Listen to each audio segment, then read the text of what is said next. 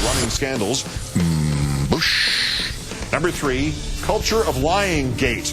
We've gotten so used to this that even candidates for national office can utterly contradict themselves in their first 2 national interviews, and nobody's saying boo.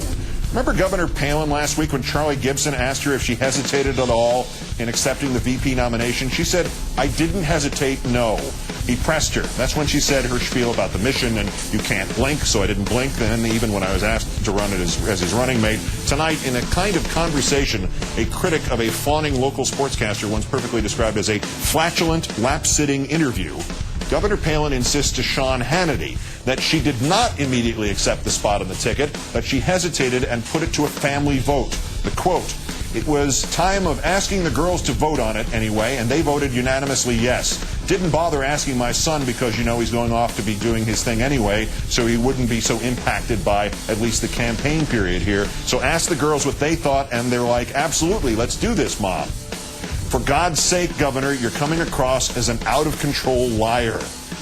Well, at least that's another $100 I get to donate to the Alaska Special Olympics. Number 2, Katrina Redux-Gate from Carville, Louisiana. South of Baton Rouge comes the story of Ray Cronin, a truck driver from Tampa. He was sent to Richmond, Virginia by FEMA to pick up supplies to aid victims of Hurricane Ike. He and 500 other trucks, fully loaded, arrived in Carville, Louisiana at midnight on Monday, which is where they sit still.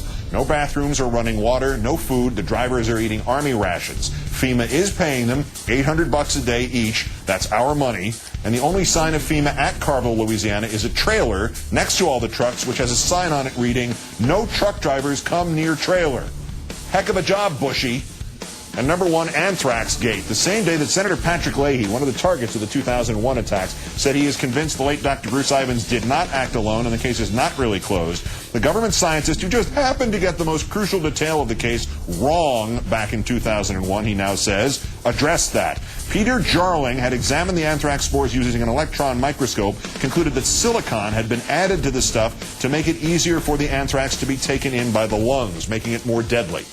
Only 3 countries were supposedly able to add silicon to anthrax: the U.S., Russia, and, bingo, Iraq. The White House and Senator McCain turned around and took the added silicon idea and turned that into Iraq done it.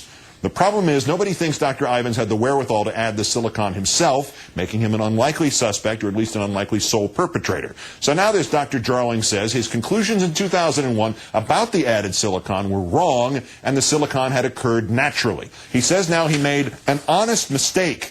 In retrospect, I believe I was mistaken and I defer to the experts. Hey, Doc, how do we know you weren't an expert then and not now? How do we know you weren't deferring to somebody then and not now? Because it sure sounds like the silicon story was of great use to Mr. Bush and Senator McCain in trying to smear Iraq in 2001, but now that same story might ruin the Ivins did it, he's dead, case closed line. Dr. Jarling, it does sound like, you're not being forthright about something.